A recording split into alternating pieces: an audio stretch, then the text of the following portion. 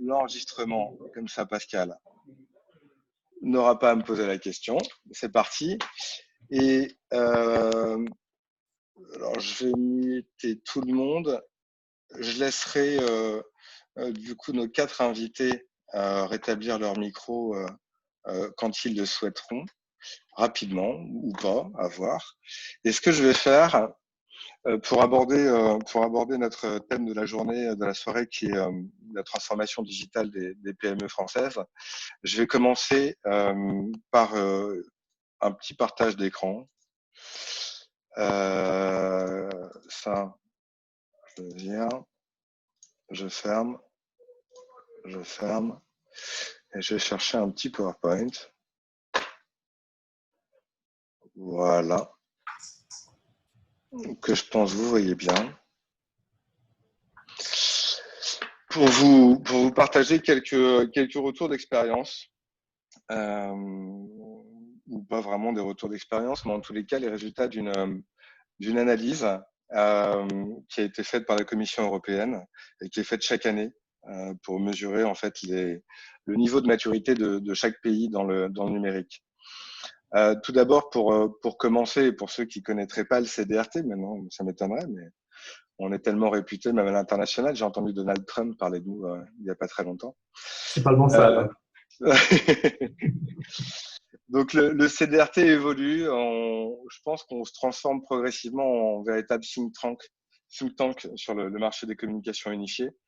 Notre vocation est de réunir les acteurs de la convergence informatique et télécom, faciliter le networking des dirigeants d'entreprise de notre secteur et apporter un éclairage d'experts sur des sujets d'actualité, ce qu'on fait depuis 10 ans, à travers de nombreux événements, la plupart du temps présentiels, et puis depuis quelques temps de plus en plus virtuels, mais on s'y habitue. On a 3 axes majeurs. Le premier, donc comme je le disais, c'est réunir nos membres sont des dirigeants d'entreprise qui travaillent au jour le jour dans leur entreprise, sont focusés, concentrés, avancent, la tête dans le guidon. Et l'objectif, c'est de faire en sorte de les réunir, que ce soit à l'échelle nationale ou régionale ou départementale d'ailleurs, de manière à ce qu'ils puissent prendre du recul, rencontrer leurs homologues, partager leurs expériences, et puis dans un cadre bienveillant, finalement, peut-être apprendre à mieux se connaître et peut-être à travailler ensemble si nécessaire. Deuxième point, c'est l'accompagnement. On voit bien que les technologies évoluent. D'une manière générale, les innovations vont de plus en plus vite. Je crois que maintenant, on est sur des cycles qui sont entre 5 et 7 ans. C'est vraiment de plus en plus rapide, peut-être même trop rapide à l'échelle de ce que le cerveau humain est capable de capter. Mais en tous les cas, on a tous besoin d'accompagnement, que ce soit sur les produits, l'innovation, l'évolution du marché, ce qui se passe ailleurs, chez nos homologues dans différents pays, les modèles économiques, etc., etc. Donc, c'est vraiment un des sujets évidemment clés du CDRT. Et puis le troisième, c'est que finalement, tous, on est assez petits, on est tous des petits alternatifs, challengers de très gros qui sont les GAFAM, qui sont les opérateurs majeurs, Orange, SFR. Et nos voix, en fait, sont très peu entendues. C'est-à-dire que si chacun de nous essayons de prendre la parole, on aura assez peu d'écoute. Et ensemble, en fait, on a la capacité d'être un peu plus écoutés, d'être peut-être plus représentatif. Et donc l'idée du club aussi, c'est d'utiliser une certaine marque CDRT, peut-être à laquelle chacun pourra s'attacher progressivement et faire en sorte que les instances nous reconnaissent comme un vrai acteur de la transformation digitale ou numérique des entreprises et qu'on soit écouté et protégé aussi finalement par les instances. Et on l'a vu dans plein de cas, notamment sur la libre concurrence, où le régulateur ou l'autorité de la concurrence ou la Commission européenne en fait comprennent bien qu'il y a des opérateurs Orange, SFR, mais ils savaient pas qu'il y en avait d'autres, quoi. Ils sont contents que Bouygues rentre sur le marché, Mais à part ça, c'est quand même assez difficile. Donc, on essaie de porter la voix, en tous les cas, de l'écosystème et de vous accompagner au quotidien dans la réussite de votre challenge. Alors, le CDRT, en fait, Club des dirigeants réseau et télécom, c'est un peu vieillot à force de parler de réseau et télécom. On a voulu changer le logo, la baseline aussi. On a deux propositions à vous faire, vous adhérents. Donc vous recevrez, je pense, bientôt de la part de Pascal un questionnaire pour vous proposer ces deux propositions. Ensemble construisons numérique ou ensemble acteurs du numérique. On vous laissera choisir et voter pour prendre la bonne direction. En tous les cas, en France, maintenant, on est 200 membres qui sont pas répartis finalement sur 6 délégations ou 6 villes, mais qui sont vraiment présents sur l'ensemble du territoire. Par contre, on a aussi 6 délégations régionales qui peuvent permettre d'accompagner en fait nos adhérents de manière plus locale. Mais c'est vrai que aujourd'hui, on représente un écosystème qui est certainement de 4 à 5 000 sociétés. Le club n'a pour le moment que 200 adhérents et je pense que c'est aussi parce qu'on a voulu être trop localisé et on va essayer durant les mois et les années qui arrivent d'étendre notre nombre d'adhérents en allant chercher vraiment cette couverture nationale qu'on a déjà finalement. Donc, si vous n'êtes pas adhérent, je vous invite à vous connecter sur le site du CDRT et évidemment à, à nous rejoindre. Vous serez les bienvenus et ça coûte pas cher. Alors pour rentrer dans le vif du sujet, je vais essayer de virer ça. Ouais, parfait. Il y a quelque chose qui me choque et qui choque tout le monde, je pense. C'est que la France, en fait, à l'échelle européenne, est classée 15e pays numérique. C'est un indice qui est produit par la Commission européenne, qui est l'indice relatif à l'économie et à la société numérique, le DESI. Il est, je crois, établi depuis 2013-2014. 2014. En 2017, on était 16e. On a fait d'énormes efforts, enfin, notamment le gouvernement, mais aussi toute la filière, pour accélérer le déploiement du très haut débit, notamment de la fibre optique. Je pense que c'était un des véritables enjeux. Pour autant, on est en 2020, on est 15e, donc on n'a pas fait beaucoup de progression. Et l'idée, c'est d'essayer de comprendre un peu les raisons de tout ça et comment on va pouvoir essayer d'accélérer ou rattraper ce retard. Alors vous le voyez, vous avez donc tous les pays européens qui sont classés. L'Europe, dans sa moyenne, est au croisement des deux lignes. Donc on est sur une moyenne de 52-53% de score, 52, 55, ouais, en termes de score. La France est en dessous de la moyenne, légèrement. On a des pays qui sont très en avance, comme la Finlande, la Suède, les Pays-Bas ou le Danemark. Ce qu'on voit, en fait, plus c'est haut, c'est plus la croissance a été forte durant les 5 dernières années, et plus c'est à droite, plus en fait le pays est numérisé. Donc, on a encore beaucoup de progrès à faire. Nos cousins belges sont, par exemple, très largement en avance. Le Luxembourg, l'Angleterre, l'Espagne, qui est là aussi bien en avance. Et maintenant, l'idée, c'est de comprendre comment tout ça est calculé. Alors, il y a cinq facteurs. Le premier, c'est l'Internet, la connectivité, que ce soit fixe ou mobile, la couverture, son adoption et le prix. Le deuxième, c'est le capital humain, c'est la compétence des utilisateurs d'Internet et aussi le niveau de compétence avancé, parce qu'on peut avoir des compétences de base comme savoir aller sur Internet ou regarder ses mails, et puis des compétences un peu plus avancées. Ensuite, il y a l'utilisation d'Internet par les citoyens et notamment aussi les transactions en ligne, donc le e-commerce, mais pas que le e-commerce. Par exemple, payer ses impôts en ligne, ça fait partie des transactions en ligne. Et puis ensuite, un sujet en vert qui concerne les entreprises, donc la numérisation des entreprises et le développement du e-commerce. Et le dernier qui concerne plus, on va dire, le gouvernement et les services publics, puisque c'est toute la logique de l'administration en ligne. Et si on regarde, donc on voit ce classement avec la Finlande, la Suède, le Danemark qui sont quasiment à 70% de numérisation ou à 70% de numérisation. La France qui est plutôt à 52, 53. Et puis ça finit par la Bulgarie, le EL, je ne sais pas ce que c'est, la Roumanie, l'Italie. Bon, voilà. Donc on est vraiment juste au milieu. Quand on regarde, on n'a pas trop l'impression que le problème vienne de la connectivité d'Internet et de sa couverture ou de son prix.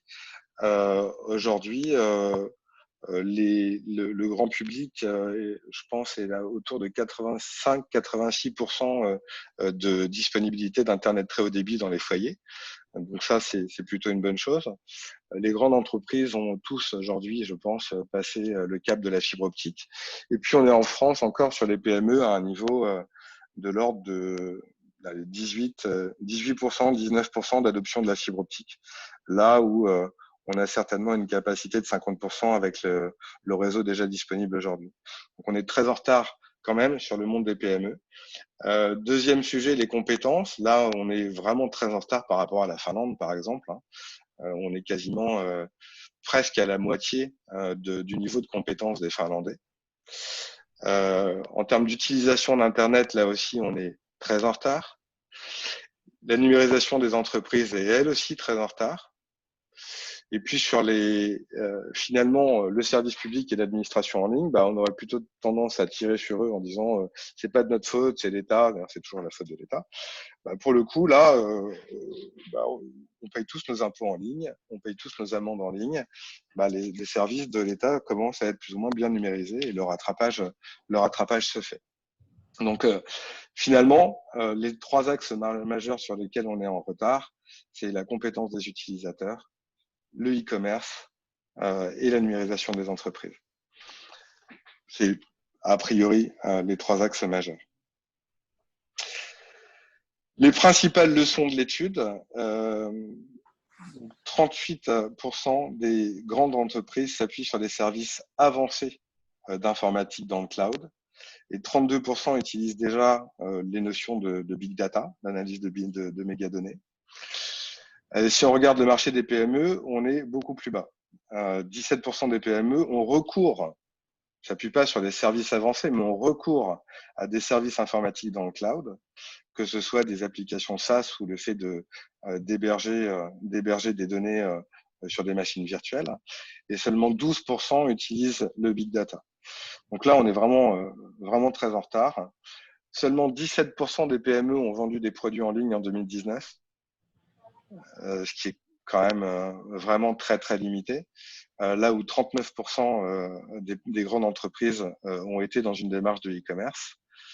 85% des Européens surfent sur la toile, donc ça c'est plutôt une bonne chose, au moins une fois par semaine. Moi c'est 4 heures par jour, mais voilà. 2019, 58% des personnes possèdent une compétence numérique de base, c'est-à-dire qu'en fait on a simplement 58% des personnes qui sont capables d'aller se servir d'une application sur leur smartphone ou d'aller naviguer sur Internet. Et puis, il faut pas se leurrer. Aujourd'hui, quand on recherche un emploi, l'informatique, c'est quand même la base. C'est devenu vraiment une des compétences primaires. Donc, on a au final une vraie pénurie de ressources sur le marché des nouvelles technologies, sur le marché du travail concernant les TIC. 64% et 56% des PME qui ont recruté des spécialistes numériques, on va dire, ont déclaré avoir eu beaucoup de difficultés à trouver des bons profils. 60% des utilisateurs d'Internet ont recours à des appels vidéo. Ça, je pense que ça s'est quand même accéléré en 2020. Pour les raisons qu'on connaît tous. Et seulement 11% des Européens ont suivi des cours en ligne. Et là aussi, je pense qu'on a eu une vraie accélération en 2020. Tout ça, ça s'ajoute aux 17-18% de PME qui ont un accès fibre optique. Donc, 88%, non pas 90, 82% ou 83% des PME qui n'ont pas de fibre optique, ou 86% des PME qui ont encore une téléphonie qui n'est pas dans le cloud. Donc, on voit bien que on a un retard il est avéré sur plein de sujets. Il est quand même vachement lié à la compétence des Français, à la compétence des salariés. Je pense qu'on n'en a pas tous vraiment conscience, puisqu'on vit dans un monde numérique, nous, acteurs du numérique, mais nos clients encore sont finalement encore assez loin de tout ça. Pourtant, alors j'ai un petit plus, je ne sais pas ce que c'est, une conversation. Je ne vois pas l'impact de la maîtrise de l'anglais qui est généralisé dans les pays scandinaves. C'est peut-être ça, ouais, en effet. Alors pourtant, ce qui est assez étonnant, finalement, c'est que tout le monde sait que la transformation digitale est un accélérateur de business, finalement.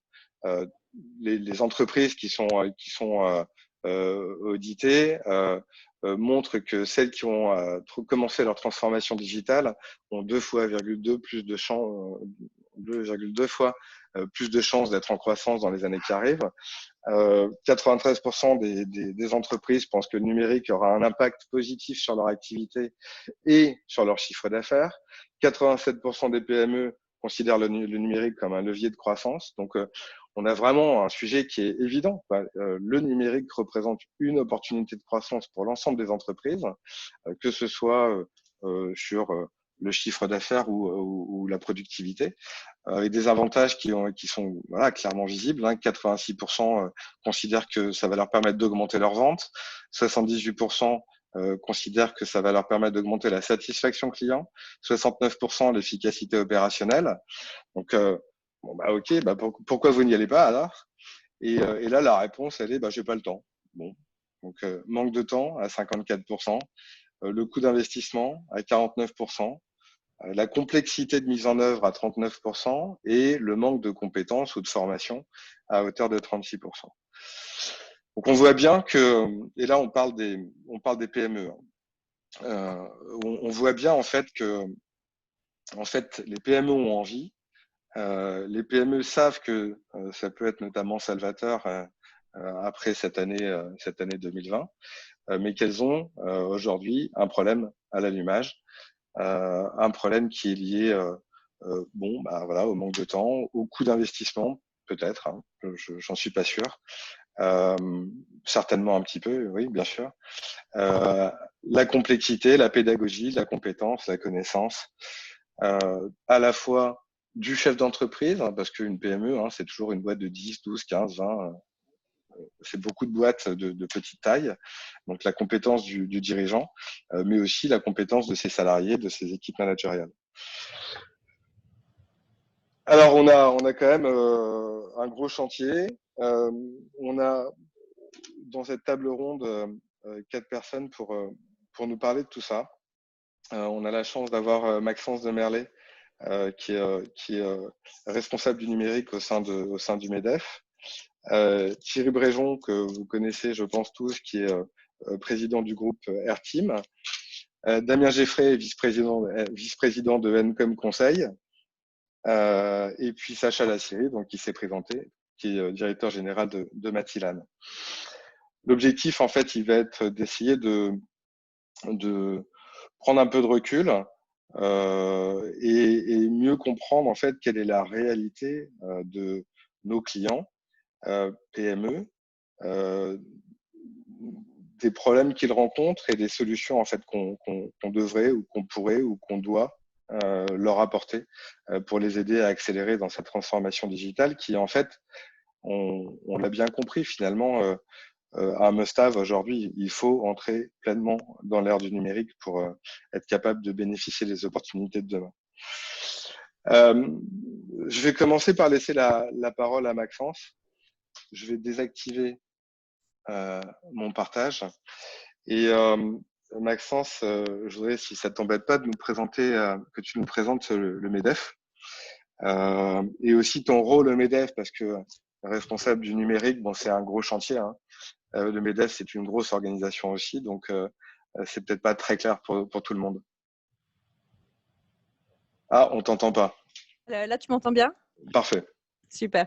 Donc, d'abord, merci beaucoup Laurent de m'avoir invité. Je suis ravie d'être parmi vous ce soir. Je vais essayer d'apporter un peu d'eau au moulin, parce qu'effectivement, c'est un sujet qui est particulièrement important pour le MEDEF et donc c'est une partie de mon agenda, la numérisation des PME. Donc pour résumer assez rapidement, le MEDEF, c'est 80 fédérations sectorielles qui sont rassemblées dans une maison mère, d'une certaine manière.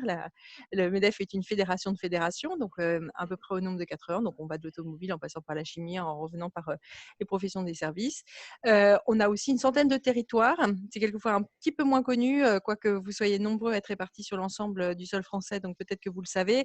Il y a une centaine de territoires MEDEF, donc ce ne sont pas nos filiales, ce sont des associations qui sont indépendantes, qui se sont créées à peu près à l'échelle du département, à peu près partout en France métropolitaine et d'outre-mer. On va jusqu'en Polynésie. Je n'ai pas eu la chance d'y aller, mais peut-être un jour, en tout cas virtuellement. Et donc, ce maillage, en fait, à la fois par secteur et par territoire, il nous rend normalement assez proches des entreprises. La réalité, c'est que c'est 200 000 entreprises qui sont adhérentes peu ou pro au MEDEF en France. Donc, ça fait quand même beaucoup d'entreprises et pas toujours évident d'atteindre chacune d'entre elles. Soit dit en passant, pourquoi le PME est particulièrement important? Parce que souvent, on associe MEDEF et grande entreprise. La réalité du terrain, c'est que la taille moyenne des entreprises qui adhèrent au MEDEF, c'est 47 salariés. Donc, je pense qu'on est pile dans la taille de l'entreprise dont on parle ce soir, qui est comprise entre 0 et 50. Et donc, cette entreprise-là, effectivement, tu l'as très bien résumé, Laurent, et les chiffres parlent d'eux-mêmes. Cet indice DESI, moi, je le cite très souvent parce qu'il est extrêmement clair sur la situation des entreprises françaises. Alors, nous, le MEDEF, on a une commission transformation. Alors, le titre est un petit peu long. Transformation technologique et mutation sociétale. Pourquoi? Parce qu'en fait, on a la double, j'allais dire, le double côté au MEDEF, c'est à la fois d'accompagner les politiques publiques dans la transformation de l'écosystème économique, donc typiquement la transformation numérique, mais aussi l'accompagnement sociétal, parce qu'on a tout ce volet social qui est l'ADN du MEDEF, qui est partenaire social, qui négocie bien sûr les accords interprofessionnels. On voit qu'en ce moment, sur le télétravail, pas forcément évident d'ailleurs. Et ces deux côtés, on essaie de les équilibrer en disant il faut qu'on s'occupe de la digitalisation, mais aussi il faut qu'on s'occupe du fait que les entreprises et les chefs d'entreprise intègrent bien toutes les transformations que la transformation numérique entraîne. Transformation effectivement des compétences, transformation aussi d'acceptabilité. On a un gros travail en ce moment sur l'acceptabilité du changement. Tu l'as dit, Laurent, les cycles de transformation aujourd'hui sont extrêmement rapides, tellement rapides que certaines personnes, et on le voit, on a fait une étude sur le progrès au MEDEF, il y a une forme de mise en retrait des citoyens français sur la notion de progrès et leur compréhension de ce que c'est qu'un progrès. Est-ce qu'un progrès technologique, c'est un progrès sociétal? Et ça fait qu'on a des débats, vous les avez entendus, sur la 5G, où on questionne pourquoi finalement on passerait à la 5G, c'est quoi l'intérêt, est-ce que d'ailleurs c'est pas nocif à long terme, et pourquoi est-ce que le numérique ne deviendrait pas lui-même un problème, au sens où des ONG nous interrogent et viennent nous interpeller sur les effets écologiques du numérique. On a fait d'ailleurs un événement 100% digital sur ce sujet, numérique ou écologie, faut-il vraiment choisir? Parce que certains questionnent la pertinence des outils numériques au regard des enjeux sociétaux et écologiques qui sont les nôtres. Voilà, je ne veux pas déborder du sujet qui nous occupe ce soir, qui sont les PME. C'est un sujet qui nous intéresse aussi, je te rassure. Voilà, je serais ravie de revenir en parler à l'occasion, pour pas prendre le fleur tout le temps, mais en tout cas, c'est un sujet sur lequel on travaille pas mal. Donc cette commission, elle a parmi ses sujets la transformation digitale des entreprises. Il se trouve que c'est pas tout à fait, d'ailleurs, c'est pas moi qui m'en suis occupée, donc je n'en tire pas à la gloire directement, mais mes prédécesseurs ont établi un diagnostic numérique des entreprises qui a eu un super succès, parce que je crois qu'on en est depuis 3 ans à peu près à 30 000 entreprises qui ont fait le diag. Pour nous, c'est vraiment un beau succès pour un outil qui est très simple, mais qui devait donner l'intérêt, j'allais dire, de se tester soi-même pour, j'allais dire, s'auto-évaluer, se demander si effectivement on était à peu près au niveau. Maintenant, il est un peu dépassé parce que l'éveil des consciences est fait, mais on y reviendra. Je pense que le travail en profondeur, il nécessite encore un petit peu d'effort. Alors, tu m'as interrogé, Laurent, sur nous par rapport à ces, j'allais dire, dragons nordiques. Alors, je ne sais pas, voilà, Ouais, je c'est vrai on le voit. Enfin, il y a la Finlande, la Suède, les Pays-Bas et le Danemark qui sont leaders de ce classement en fait. Et alors bon, on peut avoir des réponses toutes faites, mais finalement, c'est quoi les vraies raisons en fait de cette avance? Est-ce que ils ont ouais. commencé juste plus tôt ou est-ce qu'ils courent plus vite? C'est pas très clair en fait. Bah, alors moi, ça m'a donné l'occasion et je te remercie parce que ça m'a donné l'occasion de me pencher un peu sur ce peloton de tête. Et effectivement, je me suis dit: «Bon, bah, finalement, comparaison n'est pas raison», mais enfin, néanmoins, c'est quand même, une source d'enseignement, réellement important. Alors, au départ, je me suis dit: «Bon, bah, on va pas se comparer forcément à des pays dont la taille est un peu différente». C'est vrai, je le rappelle juste, hein, pour, mettre, en proportion. Finlande, 5,5 millions d'habitants, Danemark 5,8, hein, c'est, à peu près la région Île-de-France, la région Hauts-de-France, actuellement, hein, qui est à 5,9. Suède, 10 millions d'habitants, la région Île-de-France en fait 12.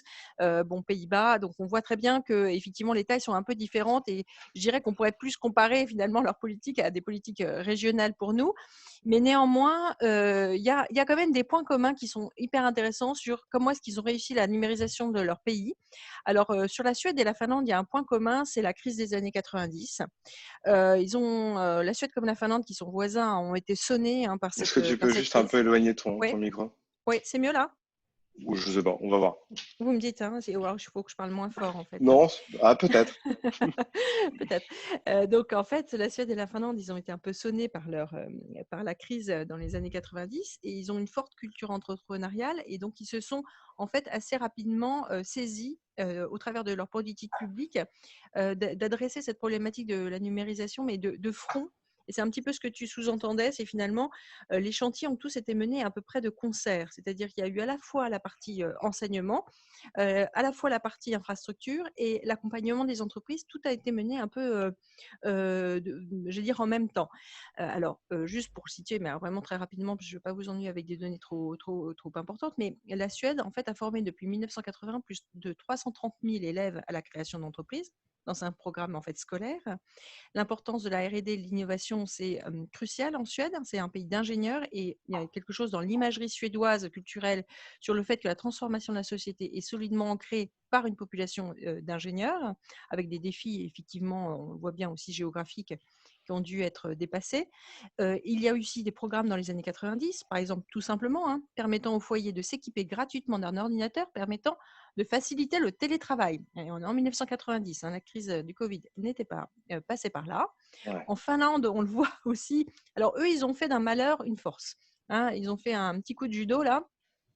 Ils ont fait d'une prise, finalement, ils ont retourné la force contre l'adversité, puisque avec la chute, en fait, l'insuccès de Nokia dans les smartphones, moi je sais, j'ai eu la chance d'aller en juin 2019 en Finlande 2 jours. C'était juste avant, en fait, la prise de la présidence du Conseil de l'Union.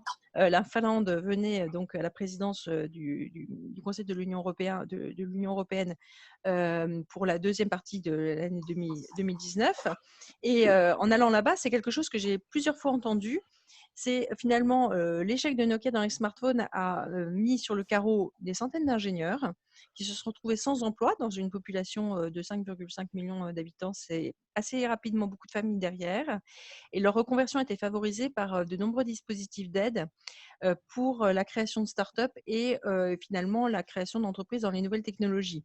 Et là aussi, ils ont été aidés par l'ouverture très volontariste de l'accès aux données publiques et le développement du numérique dans le système éducatif et le développement des réseaux fixes et mobiles favorisé par un plan qui s'appelait déjà en 2008 Broadband 2015. Donc, a été prolongé jusqu'en 2019. Là, je ne sais plus où ils en Ouais. sont. Donc Mais ils ont il y a vraiment, eu, ouais, il y a ouais, vraiment ils sont une partis tôt, hein. une avance temporelle. Ouais. Ouais, ils sont partis très tôt. Et alors, le Danemark, j'ai pas regardé pour les Pays-Bas parce que j'ai pas eu le temps de rechercher, mais j'ai regardé pour le Danemark parce que il se trouve que le Sénat a fait un rapport sur la numérisation des PME enfin, c'était l'été dernier, l'été 2019, pas l'été 2020, mais l'été 2019, c'est ça. Et il se trouve qu'ils ont particulièrement étudié le cas du Danemark parce que le Danemark, lui, s'est retrouvé au premier rang de l'indice des CITE en 2018. Et effectivement, là aussi, on a eu vraiment une conjonction d'actions, une agence pour la numérisation du secteur public, avec une politique du digital par défaut, c'est-à-dire aucun document papier dans aucune procédure publique tant que ce n'était pas absolument impossible, enfin possible autrement. C'est-à-dire que c'était vraiment le papier seulement s'il n'y a pas d'autre alternative. Un portail unique qui proposait 1800 formulaires, enfin qui propose 1800 formulaires pour les entreprises en ligne et un conseil des PME donc qui effectivement, avait pour objectif de dresser des perspectives de digitalisation, vraiment ciblées sur les PME avec la capacité d'accéder à des informations sur les nouvelles opportunités technologiques, mais pratiquement en push. Ce qu'on lit, c'est effectivement, globalement, il y avait une subvention à hauteur de 50% des investissements en dépenses de transformation numérique plafonnés à 13 500 €. Donc, on est loin de l'aide de 500 € auquel je Ouais, reviendrai, hein. ouais. Voilà, et avec un slogan, grimper les échelles du numérique, hein. Donc c'était vraiment là on sent, donc la conjonction infrastructure, éducation, accès aux outils et à leurs usages, quitte à aller quasiment prendre par la main, hein, c'est ce Mmh. que je comprends moi de ce que j'ai lu, hein, les entreprises, et une volonté d'une politique, publique, globale pour faire du numérique, en fait, une priorité. Alors en France, tu as cité France Numérique, qui est l'héritière un peu, d'associations préalables, et qui avait Transformation, Numérique Plus, si je me souviens bien, dans les années, 2000. Enfin, en tout cas, moi, j'ai participé, à un peu à ça à un moment donné. J'ai pas un souvenir très exact, mais je pense que, on a un peu l'ambivalence de, finalement, est-ce que c'est bien le job de l'État? Je pense que d'abord, de toute façon, dans les politiques publiques industrielles, on a toujours eu un peu cette valse, du ministère de l'Industrie, qui savait pas trop s'il devait finalement, s'occuper, je veux dire, des grandes législations, du commerce en général ou de la monnaie, et cetera. Mais la problématique de la conduite de politique publique, économique, industrielle, finalement, c'est revenu relativement tardivement. C'est redevenu, en fait, un sujet en France, et la question, c'est finalement moins d'avoir des politiques publiques que de convaincre et de guider les entreprises sur des choses très concrètes, peut-être par secteur, comment développer un paiement, en ligne, carte bleue, quelles informations doivent figurer sur mon site web, si je veux vendre en ligne, qu'est-ce que je fais, et cetera. Alors nous, on a expérimenté un truc très très concret, au MEDEF, parce qu'avec la crise, on a bien vu qu'il y avait quand même un peu branle-bas de combat, il fallait faire quelque chose, aller dans l'urgence, toutes les bonnes volontés sont bonnes à prendre. On a fait, plusieurs, webinaires, hein, comme celui que vous faites là tout de suite, et où on a fait intervenir, des partenaires, ou des entreprises, qui ont bien voulu se prêter au jeu, sur des choses très concrètes, sur la cybersécurité, mais on a fait une édition, me rendre visible sur internet et éventuellement vendre en ligne. Enfin, je veux dire, c'était un peu à Mmh. tiroir ce webinaire. On a eu des questions dans le chat, mais qui m'ont sidérée. C'est-à-dire qu'il y a des gens qui ne savaient pas qu'ils pouvaient renseigner ne serait-ce qu'une fiche, sur Google Maps, en localisant leur établissement, en le revendiquant, en rentrant les informations essentielles, et Google My Business. ouais, Google My Business, et ça, enfin moi, ça m'a beaucoup étonnée qu'on on en soit là, en fait, hein, clairement, et effectivement, la question de, est-ce que, là, on a fait une étude, j'ai repris les chiffres sous les yeux, alors je reprends mon PowerPoint, devant moi. Je sais pas si du coup ça ça se voit à la caméra, mais Non, on a fait une tu peux le partager si tu veux, hein. là, je peux pas parce que c'est des slides OK, qui étaient c'est pas pas, grave. je peux pas les partager, mais juste je chiffre les chiffres parce qu'on a fait une étude interne, auprès de nos adhérents. La moitié des répondants à cette étude interne nous disaient ne pas être en capacité de mettre en place un click and collect, pour les raisons suivantes: soit les produits étaient inadaptés, soit le marché était insuffisant, soit des délais, soit pas de site internet. Donc pas de site internet, hein, parmi les raisons évoquées. Et parmi ceux qui disent que oui, ils pourraient faire du click and collect, mais pourquoi ils le font pas? Eh bien, certains disent, parce que, et c'est un peu ce que tu as dit, on n'a pas les outils, on n'a pas d'accompagnement financier, on n'a pas les compétences, et puis en fait, on ne sait pas à quoi ça va vraiment nous servir, parce qu'on ne sait pas dire finalement si ça va nous aider en quoi que ce soit. Donc là, on voit qu'on a quand même une pente à remonter qui est très forte, et on l'a expérimenté aussi, dans 2 autres domaines. On a un groupe de travail sur la valorisation des données, et là où on voit qu'il y a un énorme travail de pédagogie pour apprendre aux entreprises, en fait, c'est quoi leurs données? Parce qu'on leur a beaucoup rabâché le RGPD, ce qui était nécessaire parce que c'est une régulation très stricte. Mais ils ont peut-être un petit peu oublié que les données, c'est pas seulement ça, c'est, aussi la capacité de se servir de tout ce qui génère comme information. Et encore un autre cas, j'ai participé à un webinaire, sur la capacité des entreprises, c'était pour une région parce qu'il y a des politiques régionales, et on pourra en reparler, d'accéder à des budgets pour développer un projet, en intelligence artificielle, des projets relativement, modestes, et on avait le témoignage d'une PME, du Val-de-Marne, hein, c'était pour la région Île-de-France, qui a utilisé un outil, de reconnaissance, de défauts, sur les produits, pour faire de la qualité produit et améliorer sa qualité produit, avec une intelligence artificielle. Donc vraiment un cas, très classique, j'allais dire, d'application d'un outil d'IA. Là aussi, en fait, j'ai été relativement surprise de toutes les questions qui ont été posées, et finalement de la méconnaissance de, finalement, voilà, il y a un gap en fait, il y a un gap de compréhension. Derrière l'intelligence artificielle, les gens mettent encore beaucoup, beaucoup de fantasmes et beaucoup, beaucoup de science-fiction. Et toute cette pédagogie, en fait, nous, je veux dire honnêtement, c'est mon job, hein, donc je le fais avec plaisir. On fait des guides, on fait des conférences, on fait des webinaires, enfin, on fait tout ce qu'on peut. Là, on est en train d'activer tout le réseau territorial aussi sur les questions numériques. Ouais, c'est un Mais peu la question que j'allais te ouais, poser d'ailleurs. Est-ce que ça doit pas se passer au niveau des régions, quoi, tout ça, hein? bah, moi, je pense que c'est ce maillage, il est vraiment important, de le faire sur le terrain. Alors, je dirais qu'il y a peut-être une grille, le secteur. C'est-à-dire finalement, il faut que ça soit les pairs. Nous, on croit à la notion de pair, PAIRS évidemment, au MEDEF. Il faut que ça soit le dirigeant de la boîte du même secteur qui dise finalement à l'autre dirigeant: «Voilà, je l'ai fait, c'est possible, c'est top». Alors, bien sûr, il y a une question de concurrence que tu as évoquée, mais globalement, l'entraide, en fait, dans un même secteur, elle joue. Les organisations professionnelles, elles sont là pour ça. Je pense que c'est par le témoignage, et nous, on essaie toujours de faire témoigner les chefs d'entreprise, parce que c'est par là que finalement, ça marche. Et après, il faut leur donner quand même des choses quand même qui sont très opérationnelles, très concrètes à faire. Et je pense que oui, Il faut, indéniablement, ça passe par le finalement, local. c'est du coaching et des rencontres tous les 15 jours. Enfin, c'est presque Ouais, ça, quoi. c'est presque ça. Et alors, c'est vrai, je veux pas citer récemment, mais on a eu un rendez-vous ministériel avec mon président, et notre interlocuteur nous l'a dit, et je lui reproche pas, hein, il a presque avoué en disant, mais en fait, est-ce que c'est vraiment à l'État français d'accompagner les entreprises dans la digitalisation? Est-ce que c'est pas clair que c'est indispensable? Et c'était pas de manière exprimé de manière négative, mais d'une manière parce qu'on le challengeait un petit peu sur le plan de relance et les sommes allouées à la transformation numérique des PME, en disant, ben, peut-être que l'enveloppe est un peu courte, les besoins sont importants, et cetera. Et on sent que finalement, psychologiquement, oui, dans la tête de nos gouvernants, il y a encore cette petite musique, mais est-ce que c'est vraiment à nous de le faire? Donc voilà, je pense que c'est important d'embarquer les régions qui ont quelquefois des moyens pour faire ça, et voilà, essayer de faire feu de tout bois. Je suis désolée parce qu'en fait, j'apporte pas de martingale, j'ai pas de baguette magique. Je Non, pense qu'il y non, a un mais peu trop, sachant que dans les régions, on a aussi les délégations de services publics, hein, qui déploient la fibre, donc qui sont quand même ultra impliqués dans l'usage de cette fibre optique. Donc, ouais, ouais. Enfin, moi, je pense aussi qu'il y a un il y a un manque d'action locale pour accompagner les entreprises locales et mettre en relation, coacher, amener de la pédagogie. Et on a le chef d'entreprise, mais on a aussi ensuite ses salariés. Et après, sur les salariés, justement, donc mmh. si on prend le sujet de la France, hein, qui est donc 16e en 2017, 15e en 2020, avec 58% des citoyens qui ont des connaissances de base. On a un vrai problème d'éducation. Alors, éducation à l'école avant le bac, et on sait qu'il y a encore quelques années, il n'y avait pas de CAPES en informatique. Je crois que enfin, on a passé le cap. Donc, on va pouvoir commencer à donner des cours à nos enfants. Mais moi, mes enfants qui ont 11 ans et 14 ans, bah, c'est des quiches, hein. Ils comprennent rien de rien. Ils font du scratch sur leur PC, sur le PC, donc à coder, mais les connaissances de base, finalement, ils les connaissent pas. Le mail, bon bah c'est pour les vieux.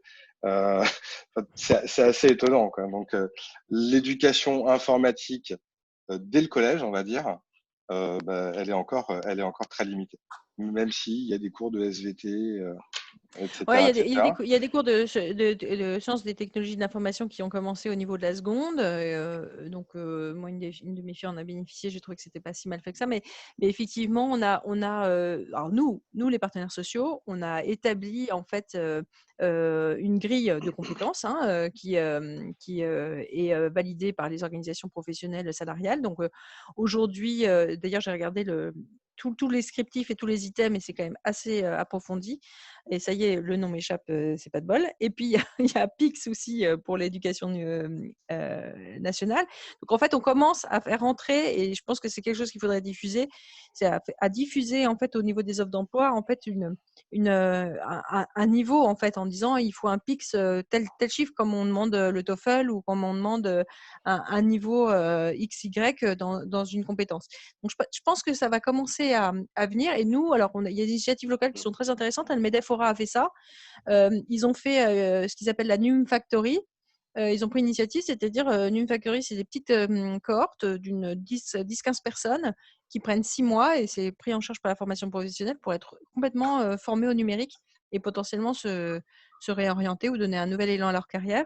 Donc je pense à ces formations-là, ces initiatives-là, elles sont super valables et les gens sont volontaires pour rentrer dedans. Donc c'est d'autant plus positif en fait. Ils arrivent par leurs propres souhaits et la formation, elle est souvent, elle débouche sur de l'emploi quasiment à 100%.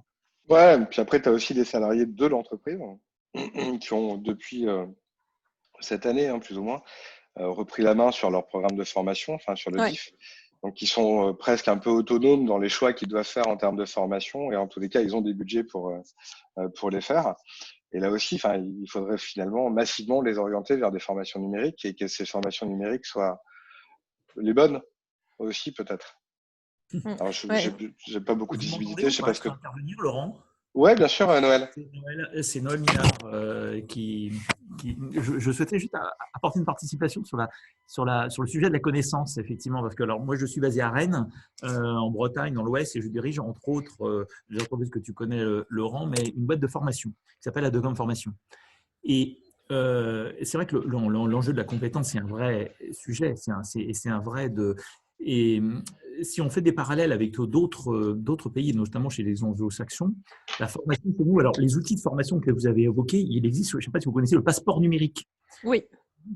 Mais qui est un dispositif qui est largement qui est méconnu en fait, à la fois des demandeurs d'emploi, des gens en entreprise ou quoi que ce soit, mais il existe un passeport qui est censé pouvoir évaluer en tout cas chaque collaborateur en tout cas, qu'il soit en situation d'emploi ou en dehors, voire pour des étudiants pour leur permettre, mais il n'est pas valorisé sur le plan de l'emploi et les employeurs se préoccupent pas de savoir quand ils recrutent un collaborateur, une collaboratrice, de savoir s'il dispose de ce passeport. Voilà. Donc il y a sans doute… Ce passeport, c'est un peu comme le fameux TOEFL dont parlait Maxence, tu veux Oui, dire? exactement. C'est Mmh. exactement ça. Ça existe, hein, mais effectivement, le dispositif est vraiment inconnu.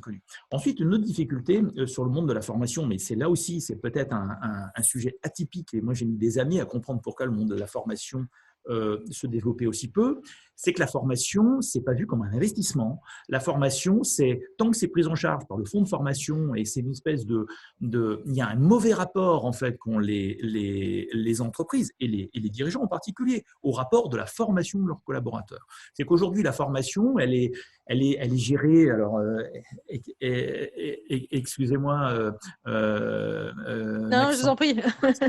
sur le côté par les branches professionnelles, hein, qui, au travers de leurs OPCO, flèchent et guident. Alors, elles aident, certes, mais on a créé des biais terribles sur la formation en entreprise en France, sur le fait que si elle n'est pas financée, on ne la fait pas. On l'a vu avec le FNE, qui sont des mécanismes d'aide extraordinaires. On donne jusqu'à 1 500 € par collaborateur. La formation coûte 2 000 €. Ah ben non, on ne va pas la faire parce que je ne suis pris en charge que de 1 500 €. C'est aberrant. Et beaucoup d'entreprises sacrifient leurs compétences ou n'investissent pas en formation. Alors, il y en a d'autres qui vont vous dire « Ah, mais il y a d'autres sujets, on ne peut pas l'inscrire, on ne peut pas l'amortir, cet investissement en formation. » Bien, il y a sans doute plein de raisons qui font aussi que la formation n'est pas vue comme un levier de développement et d'investissement et créateur de valeur pour l'entreprise. Bah, c'est d'autant Ouais. plus vrai qu'effectivement, on était parti sur un concept d'emploi en France qui était très représenté par l'emploi à vie. Après une formation, je rentre chez Renault, j'y reste toute ma vie. L'emploi s'est transformé, c'est de moins en moins vrai. Alors, il y a eu l'acquisition des compétences tout au long de la vie, hein, finalement, et ça marche relativement bien. C'est-à-dire que finalement, les gens font reconnaître un niveau de diplôme parce que le diplôme reste, et ça reste un problème français, c'est-à-dire finalement, on a besoin de faire reconnaître par un diplôme qui reprend les compétences en disant bah, j'ai le niveau de tel BTS ou de tel diplôme parce que j'ai fait ça toute ma vie et que donc je sais le faire et je coche toutes les cases. Alors qu'en fait, bon, il suffirait que les gens disent qu'ils sont capables de le faire. Mais effectivement, vous avez raison. Cette notion de la formation continue, elle était finalement très liée à l'acquisition de gestes techniques par rapport à l'arrivée d'un nouveau matériel ou dans des domaines très spécifiques comme le numérique, hein, bien sûr, où bien sûr on se fait certifier dans le nouveau niveau de Microsoft, etc. Et finalement, maintenant, c'est toutes les entreprises qui sont concernées. Et ce changement de paradigme, je suis d'accord avec vous, il n'est pas complètement intégré. Parce que souvent, les entreprises, elles ont l'impression que si je suis volontariste pour former mon salarié, je vais le former pour mon concurrent, parce que C'est dès que ça. la formation sera finie, mon salarié va partir. Donc tout ça, c'est une culture, hein. Je suis d'accord, hein, On a ouais. vraiment intérêt finalement, bon, parce qu'en fait, Maxence, bon, on est 200 au sein du club et il y a 3 4 000 entreprises, comme je disais tout à l'heure, 5 000. Mais chaque entreprise a 200, 300, 400, 500, 1 000 clients.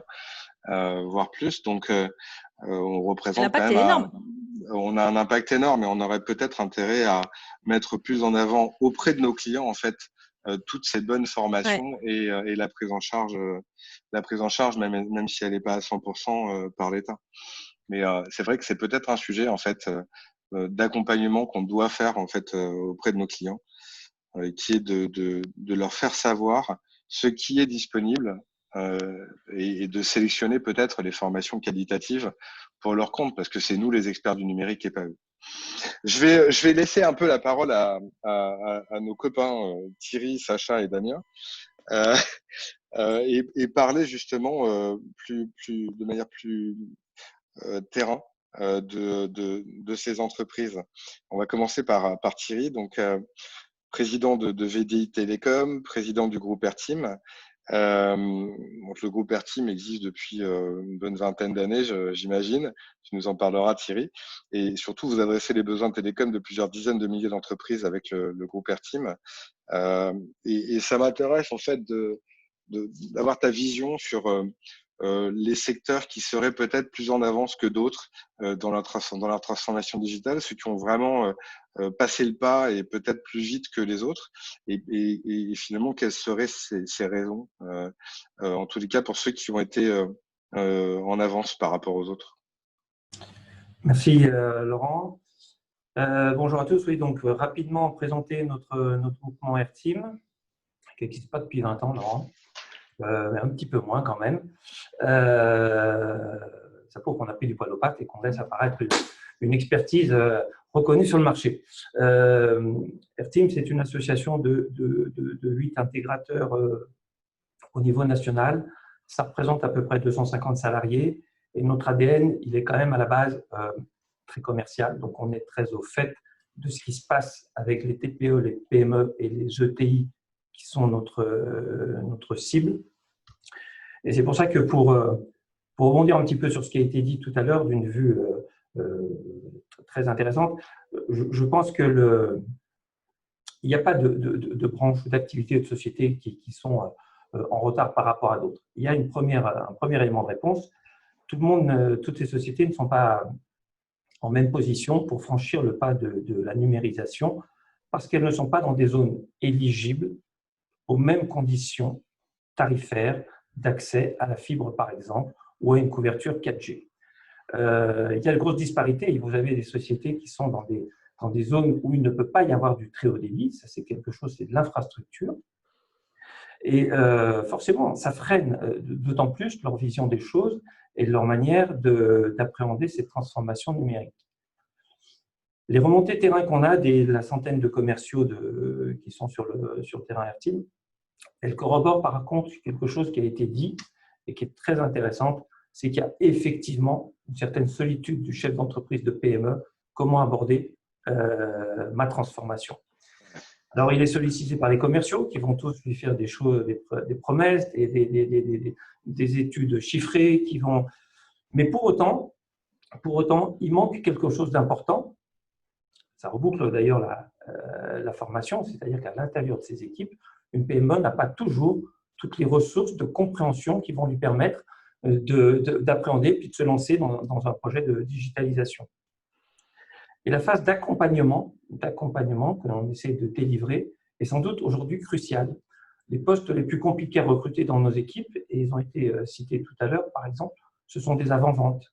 Des gens qui sont capables de traduire des technologies en langage fonctionnel pour des entreprises et pour qu'un dirigeant d'entreprise puisse le comprendre avec des avantages très directs sur son activité, sur sa production, sur son développement. Et ça, c'est quelque chose qui fait sans doute un petit peu défaut au jour d'aujourd'hui, c'est cette phase de mise en avant du numérique. Commercialisé ensuite derrière, c'est quelque chose qui est relativement simple. Mais moi, je vois un frein, ou du moins un ralentissement, parce que pyramide des âges, les dirigeants ont intérêt un petit peu à mettre sous le tapis peut-être certaines choses pour le moment.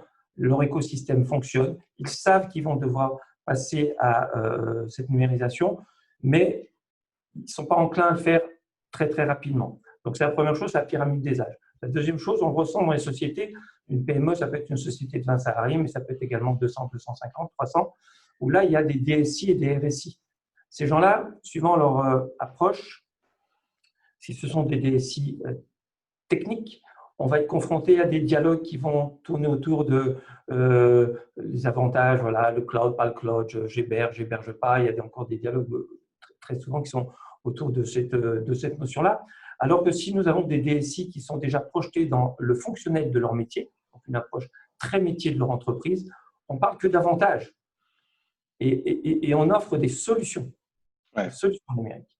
Et donc là, les sociétés, voilà, c'est là où il y a déjà une barrière. Celles qui ont cette appétence à comprendre ça et celles qui ne l'ont pas. Parce que le management n'est pas ad hoc pour ça.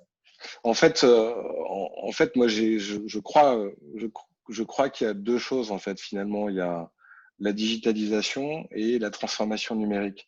La digitalisation, c'est peut-être le fait d'avoir une stratégie digitale et donc de savoir comment va évoluer son business model ou son métier ou ses outils de production, la manière de vendre. Enfin, c'est vraiment la stratégie du dirigeant et le numérique n'est qu'un outil qui va servir la stratégie.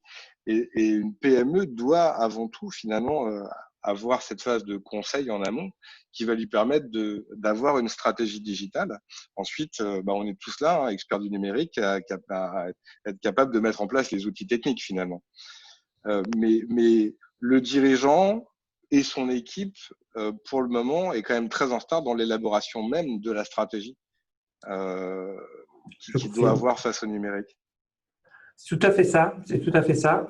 On en reviendra un petit peu plus tard sur cet aspect Covid qui est quand même un accélérateur dans la prise de conscience qu'il faut se projeter dans une organisation de travail qui soit dorénavant conforme à cette transformation. Et je suis complètement d'accord avec toi, Laurent. Notre approche à nous, intégrateurs télécom et réseau, elle est de mettre à disposition des outils qui correspondent à une stratégie qui a été déclinée en amont. Et cette stratégie, elle n'est pas toujours très, très claire dans les sociétés. Manque de temps, et on vient de voir des managements qui ne sont pas forcément toujours enclins à transformer. Mais est-ce que je ne me rends pas compte, AirTeam, c'est combien de clients aujourd'hui? AirTeam, c'est à peu près 15 000 clients en France. 15 000 clients. Est-ce que de manière pédagogue, vous adressez ces clients en leur proposant des webinars justement pour comprendre les enjeux du numérique et comment élaborer une stratégie? C'est une question que je jette comme ça, mais… Eh ben, tu as bien fait de l'acheter parce qu'au sein d'AirTeam, on a une personne qui s'occupe de ça, bien entendu, et qui a juste une particularité qui nous aide beaucoup, c'est que cette personne, elle est domiciliée à Londres. Et elle s'inspire beaucoup de ce qui se passe à Londres, pourquoi ils sont en avance sur nous. Il y a des éléments de réponse. La première chose, c'est une notion de prix. Les télécoms sont beaucoup plus chers au Royaume-Uni qu'ils ne sont en France. Mais ça veut dire que derrière ces prix, il y a une qualité de service qui est tout autre de celle que l'on est capable de distribuer nous en France. Je parle opérateurs, intégrateurs et autres. Parce que le modèle économique laisse un espace de marge suffisant pour pouvoir aller plus en profondeur, avoir ces fameux IAV, des gens compétents, bien payés, qui doivent aller prêcher la bonne parole chez les PME et dans les entreprises anglaises. Chose que mais est-ce que c'est pas justement parce qu'on est trop vendeur et pas assez conseil? Parce que, comme tu le disais, quelque part, si les clients continuent de voir les télécoms ou l'informatique comme une charge et pas comme un outil, donc finalement comme une dépense obligatoire, j'ai besoin de l'eau, l'électricité, l'internet, mais pas comme un moyen de répondre à une stratégie digitale, comme un outil. Donc si on n'arrive pas à faire cette prise de conscience, en fait on n'arrive pas à entamer à engendrer on n'arrive pas à entamer une vraie conversation avec le client pour le convaincre de passer le cap. Mais voilà, il ne faut pas voir ça comme une dépense, mais vraiment comme un moyen de réussite, quoi. S'il y a quelque chose qui est en train de se passer actuellement là, cette année, c'est une transformation dans la relation qu'on a avec les clients qui fait, pour rebondir sur ce que tu dis, on sent, c'est la remontée que me font les managers et les commerciaux, qu'on est en train de passer d'un statut de fournisseur de commodité à un statut de fournisseur un peu plus stratégique. Et qui nous amène à dire que ce que l'on commercialise, la numérisation, les outils servant à la digitalisation, ne devraient pas être achetés par les services généraux, mais vraiment par des gens qui ont une appétence à comprendre pourquoi et quel est leur intérêt à aller dans ce sens-là. Ça, c'est le point positif et je te rejoins en ce sens. Il faut qu'on sorte un petit peu de ce schéma achats moyens généraux qui tire le marché vers le bas. À un instant T, il fait bénéficier de conditions économiques plus agressives, mais dans le fond, ça freine beaucoup de choses parce que la qualité n'est pas au rendez-vous derrière. Après, tu parles des ingénieurs avant-vente. Ils pourraient très bien être positionnés aussi en mode conseil avant-vente et mutualisé. Hein. Alors, c'est vrai qu'il faut toujours personnaliser chez un client, s'intéresser à son métier pour être capable de l'accompagner au mieux. Mais c'est aussi à l'entreprise de faire ce travail. C'est-à-dire qu'en fait, on le dit souvent, mais le numérique n'est pas une raison d'être, mais une culture d'entreprise à développer. Et si c'est un externe qui le fait, la culture en interne, elle ne se fait pas non plus. Bien entendu. Donc, il faut aussi inciter l'entreprise et le chef d'entreprise à développer cette culture d'entreprise finalement, cette culture interne numérique. Il faut évangéliser. C'est ce que font nos équipes au quotidien. Et donc, tu constates pas aujourd'hui deux professions un peu plus en avance que d'autres? Les professions qui sont en avance, ce sont en fait suivant les organisations des sociétés. Par exemple, nous, on sait qu'on a un focus très particulier parce qu'on a des chiffres d'affaires qui sont plus conséquents dessus. C'est toutes les entreprises déjà qui sont multisites. Elles ont nativement une appétence à vouloir et à devoir travailler avec des outils collaboratifs. Donc, c'est des gens qui sont déjà engagés dans des démarches plus structurées dans la démarche digitale. Mais sinon, il n'y a pas de profession ou de silo de type d'entreprise qui sont soit trop en retard, soit bien en avance. Ouais. Ça touche tout le monde. Par contre, l'organisation d'une structure est importante. Sacha, Sacha Lassiri, merci Thierry. Sacha, tu nous disais tout à l'heure travailler avec les notaires et les avocats. Donc, profession, bien sûr, ultra reconnue pour leur avance technologique. J'ai acheté un appartement récemment, hein, donc j'ai fait le constat en fait du niveau d'évolution de numérisation des notaires. Et pour autant, vous avez du coup un gros challenge. Enfin, Septéo est ultra implanté dans cette profession. C'est quoi la stratégie aujourd'hui du groupe Septéo pour accélérer la numérisation de cette profession, ces deux professions? Oui, alors je trouve que finalement les notaires qui sont connus et reconnus par tous les Français, parce que c'est un service effectivement universel que l'accès à la propriété, c'est plutôt un bon exemple représentatif un peu des enjeux de la transformation numérique pour deux raisons très simples. La première, c'est qu'il y a en fait, il y a un paradoxe, ou plutôt, on va dire, une tension entre l'image d'Épinal, tu l'as souligné, historique, un peu conservatrice d'une profession qui remonte quand même au XVIe siècle, hein, parce que pour faire un peu d'histoire, c'est 1539, hein, l'ordonnance de Villers-Cotterêts, et puis donc on remonte au temps de François Ier, d'Henri IV qui les fait officier détenteur du sceau de l'État, donc une des professions sans doute les plus anciennes, en tout cas dans les services. Et on a tous effectivement quelques souvenirs avec des armoires ou des cartons de papier encore au début des années 2000 avec les annexes, règlements de copropriété et autres. Il fallait 3 heures pour signer. Et donc, il y a le contraste, je dirais, entre cette image un peu conservatrice d'une profession historique et en même temps une accélération à marche forcée. Puisque si tu as signé récemment, tu t'es rendu compte que normalement, on ne repartait plus avec des cartons de papier et des annexes, mais qu'on pouvait signer un acte authentique électronique chez le notaire et que ça prenait quelques minutes contre quelques heures. Donc, alors, je l'ai signé après 3 reports de signature et que finalement, on décide que ce sera virtuel. Voilà, ça c'est les enjeux un peu et les contraintes du Covid. La deuxième chose, c'est que c'est aussi assez représentatif des enjeux, mais aussi on va dire de la taille et de la typologie des PME, parce que pour vous donner un chiffre, l'étude moyenne des clients du groupe Septéo, c'est 13-14 collaborateurs.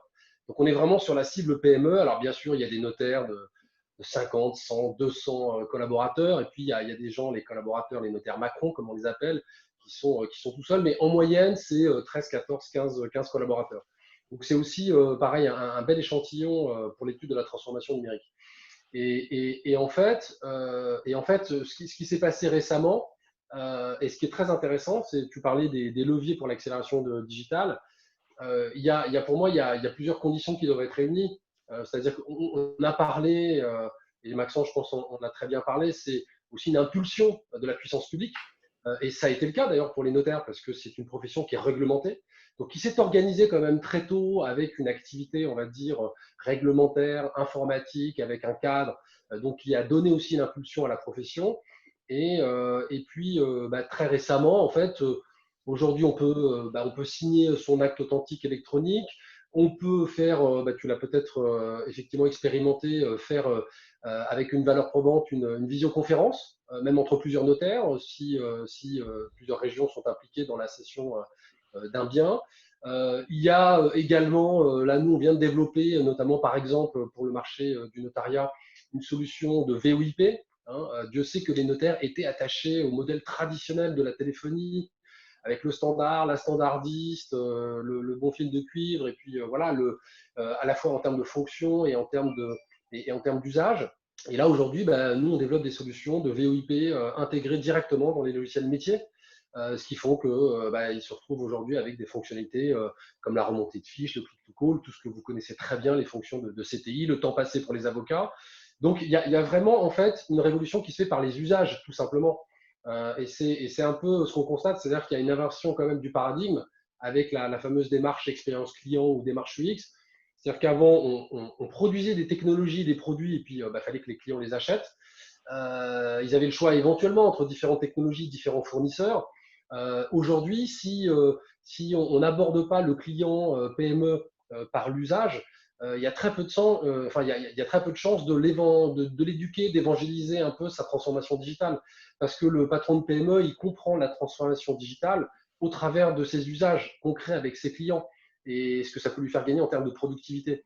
Donc là aussi, c'est aussi un changement de modèle. C'est-à-dire pour nous, les prestataires, informaticiens ou téléphonistes ou autres, c'est d'avoir aussi cette approche par les usages. Alors après, en termes de prospective, il y a plein de choses qu'on va faire nous, pour accompagner le secteur de la legal tech et notamment les notaires. Bon, j'ai parlé de VoIP, j'ai parlé d'actes authentiques électroniques. Il y a de l'intelligence artificielle aussi qu'on introduit dans les logiciels. Pourquoi? Pour faire de l'indexation, de la reconnaissance de documents, de l'aide à l'automatisation de la rédaction documentaire. Bon, donc là, il y a tout un tas de technologies qui sont aujourd'hui disponibles, qui peuvent les aider, mais encore une fois, ça se fait par les usages pour les notaires. Là, finalement, on a la chance d'avoir une profession qui est quasiment contrainte et forcée d'utiliser un soft réglementé et réglementaire, quoi. Oui, alors le soft, lui, n'est pas réglementaire. C'est un secteur concurrentiel, il y a plusieurs acteurs. Mais en revanche, oui, la rédaction d'actes, elle, est réglementée. Mais ce qui est le plus intéressant, je pense, c'est pas tellement l'aspect technologie. Septéo est un éditeur logiciel, donc une boîte de techno. Mais encore une fois, il n'est pas le seul, même si c'est le leader sur le marché, notamment du notariat. Mais ce qui est encore plus intéressant, quand vous creusez un petit peu, quand vous regardez l'organisation du groupe Septéo, ce qui a fait la force, c'est sans doute bien sûr le logiciel. Et puis je ne vais pas dire le contraire. Mais ce n'est pas forcément l'avantage concurrentiel le plus important. C'est-à-dire qu'au sein des équipes de Septéo, vous avez des anciens clercs de notaire. C'est-à-dire vous avez des gens du métier qui connaissent le parcours client, quoi. Exactement. Et donc, pour moi, c'est ça le plus gros avantage concurrentiel du groupe. Alors là, je fais la promotion du groupe, mais je pense que c'est valable pour tous et dans tous les secteurs d'activité. Et c'était, je pense, très intelligent d'intégrer des gens du métier, des notaires, des juristes. On a des juristes d'entreprise, on a des avocats pour le secteur des lawyers. Et donc ça c'est vraiment une grosse différence parce que, et ça c'était déjà, ça ne s'appelait pas les usages, ça ne s'appelait pas la démarche UX il y a 10 ans. Mais en réalité, intuitivement, c'était je pense, une très bonne idée. Et je pense que c'est ça le plus gros levier de la transformation. Alors après, on voit quand même plein de PME qui n'ont pas de CRM, quoi, par exemple. Et tu vois, le début de l'analyse de la donnée, c'est quand même un CRM, finalement. Donc là, chez les notaires, c'est intégré dans votre soft, finalement, tout ça. C'est ça. Ouais. Et donc, c'est pour ça que je dis que tu vois, il y a quand même quelque chose de relativement réglementé, quoi. On doit passer par ces méthodologies et tous les notaires le savent finalement. Donc, il y a pas de, je vais pas avoir de CRM entre guillemets. Je dois avoir un CRM, c'est la base du métier. Mais dans beaucoup de PME, on retrouve pas on retrouve pas ça finalement. Enfin, en tous les cas, j'ai pas l'impression. Je sais pas ce que tu en penses, parce que vous adressez aussi d'autres clients avec Mathilane. Hein. Bien sûr, non, non, mais nous, enfin là je parle, tu m'as interrogé sur le notariat et les legal tech en général, mais nous, on est totalement transverse chez Mathilane.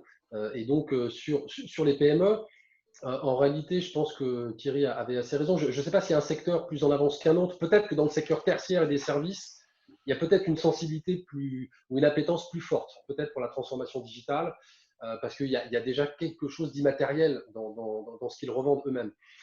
Donc peut-être qu'il y a, et puis la robotique dans l'industrie, mais on est encore sur un aspect différent de la transformation digitale. C'est vrai que sur les PME, dans une autre vie, j'ai été intégrateur de CRM. C'est sans doute la brique la plus importante avec le site web. Et encore, dans le site web, on parle soit de site vitrine, soit d'e-commerce. Et tu le disais dans ton analyse, la France est très en retard. On dit que 30% des PME françaises ou des commerces français sont sur l'e-commerce, contre 70% en Allemagne, ce qui est quand même considérable.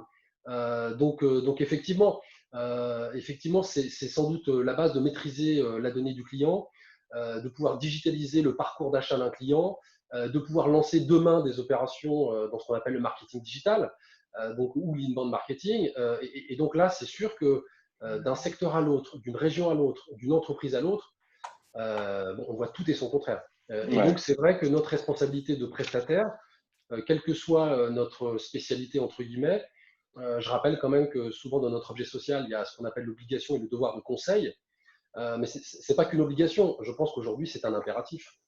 Et c'est sans doute ça qui nous aidera à accompagner les clients, qu'on vienne de la téléphonie, de l'informatique ou de toute autre activité numérique. C'est sans doute ça la clé qui nous permettra demain d'accompagner les clients dans leur transformation digitale. Ouais. Mais c'est vrai qu'il y a des bases, en fait, et quelque part, ça devrait être interdit de ne pas avoir de site web ou ça devrait être interdit de ne pas avoir de CRM, quoi. Non, mais ça devrait faire partie. Je ne sais pas si on pourra le faire voter par la loi. Peut-être Maxence pourra. Moi, ça me va. Hein. J'en doute. Moi, je vote pour Maxence. Merci Sacha. Damien. Non, mais alors juste pour dire, la facturation électronique, par exemple, ça fait partie des outils effectivement qui obligent une PME à se digitaliser en partie normalement, hein, donc sur son processus de vente. Ouais, bah on le voit d'ailleurs sur le secteur public avec Chorus, hein, où ça s'est démocratisé par une obligation légale presque aussi. Hein.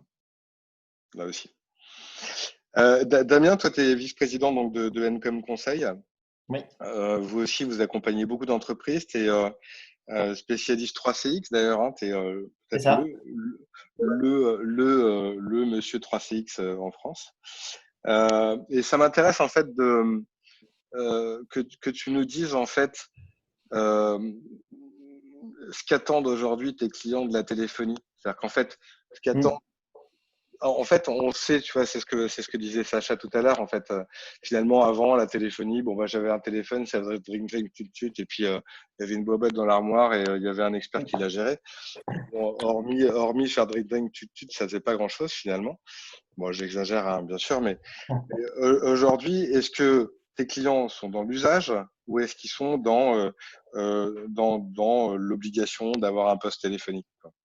Alors, déjà, il y a deux choses. C'est que je rejoins Thierry et Sacha sur un certain nombre de sujets. C'est qu'aujourd'hui, un des sujets principaux, c'est l'expertise que nous, on amène au client final. Ça, on le voit là, ces dernières années, ça a pris une ampleur assez considérable. C'est-à-dire que ils ont besoin de passer à de la téléphonie sur IP pour gagner en souplesse. Ça, c'est une chose. Mais ça s'inscrit aussi dans une volonté globale que le téléphone soit mieux utilisé dans les process métiers de tous les jours. Là où nous, on a un rôle à jouer, on voit bien à travers Encom, donc, qui est opérateur depuis 20 ans. Aujourd'hui, on adresse un peu plus de 1600 clients à travers des très grands groupes industriels et des PME. On a un petit peu de tout dans le scope. Mais on voit bien que le point commun, c'est qu'ils ont besoin à un moment donné d'être soit rassurés sur une direction qu'ils prennent, soit que nous-mêmes, on leur dise comment opérer finalement leur système de téléphonie pour gagner en productivité ou parler avec leur système d'information. Il y a beaucoup de systèmes téléphoniques aujourd'hui qui sont couplés à rien du tout et qui du coup ne permettent pas de pouvoir gagner en productivité, en visibilité, en data pour mieux connaître ses clients. Et ça, aujourd'hui, c'est le rôle que nous, on joue. On arrive à jouer ce rôle-là parce qu'au sein des équipes, dans les commerciaux et moi-même, moi, j'ai été DSI, j'ai été directeur d'opération, j'ai dirigé des centres d'appel. Et donc, si tu veux, dès qu'un client va me parler de sa gestion de la relation client, je vais pouvoir lui parler très concrètement et de manière très opérationnelle de ce qu'on va pouvoir apporter, avec quel outil on va le faire, comment on va le faire, et surtout, la conduite du changement qui accompagne ça. Parce que là où les entreprises sont extrêmement impactées intellectuellement sur cette problématique, c'est OK, c'est bien, je vais avoir un nouvel outil, mais comment je vais faire adhérer l'ensemble du personnel à ces nouvelles méthodes, quel temps ça va me prendre et quel va être l'impact sur la production le temps que ça prenne. Et ça, c'est vraiment des sujets centraux qui reviennent tout le temps. Et puis, il y a un risque d'échec aussi. C'est un risque d'échec. Donc après, c'est là où nous, justement, on doit placer des jalons. On doit les rassurer à travers les cas clients qu'on a déjà fait et qui ont bien fonctionné. Et souvent, on utilise des clients chez qui on a déjà fait cette transformation pour rassurer d'autres clients. Et vraiment, on fait des réunions de partage pour qu'ils puissent discuter librement avec un autre client sur quels sont les problèmes qu'ils ont rencontrés, comment on les a franchis, etc. On a fait la démarche cette année au sein d'Encom de passer la certification Calliope pour pouvoir former un organisme de formation certifié, pour pouvoir former le personnel des entreprises clientes à savoir utiliser les outils qu'on leur donne. Et donc, on a des programmes de formation complets pour pouvoir justement, au-delà de fournir juste le service, de les former à l'usage de ce service, que ça soit en termes d'opérationnel ou bien de quotidien. Voilà, je sais faire une conférence, etc. Et pour rebondir sur ce que tu disais aussi… Là-dessus, le constat, il est quand même encore… il y a un vrai retard ou pas? Tu le confirmes? Ouais, il y a un vrai retard en termes de connaissances et d'appétence aux nouveaux outils de communication unifiés. Ça, c'est évident. Nous-mêmes, quand on forme les clients, on se rend compte qu'au sein des formations, il y a des gens téléphoner à travers une page web ou un outil, c'est pas naturel du tout. C'est vraiment pas naturel du tout. Eux, ce qu'ils attendent, c'est d'avoir un combiné avec une armée de touches pour le standard, par exemple, pour pouvoir voir ces lignes.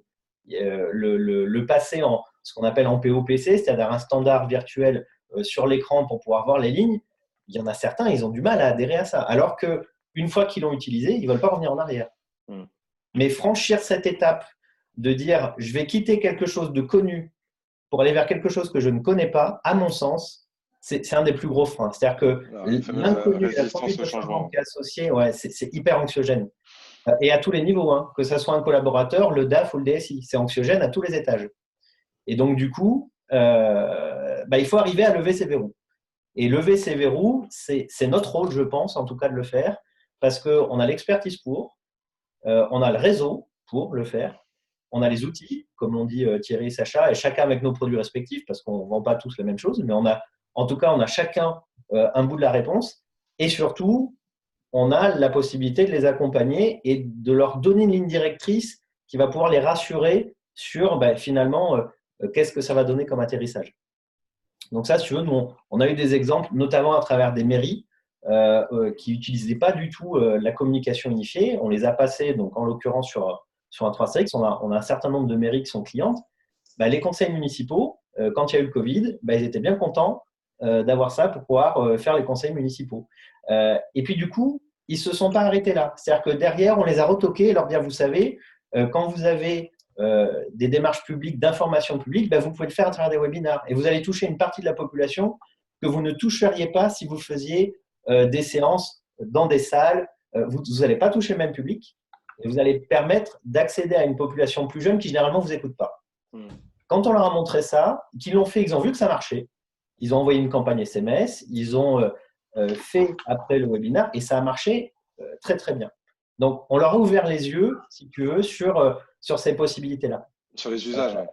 Sur les usages, la société Stana, alors c'est un autre débat. La société Stana, qui est une société de monte-escalier assez connue, qui est chez nous, travaillait avec un système de téléphonie à l'ancienne, un vieil Alcatel, et n'arrivait pas à contrôler de manière suffisamment fine son parcours client téléphonique, alors que 80% des leads qu'il traite, c'est du téléphone.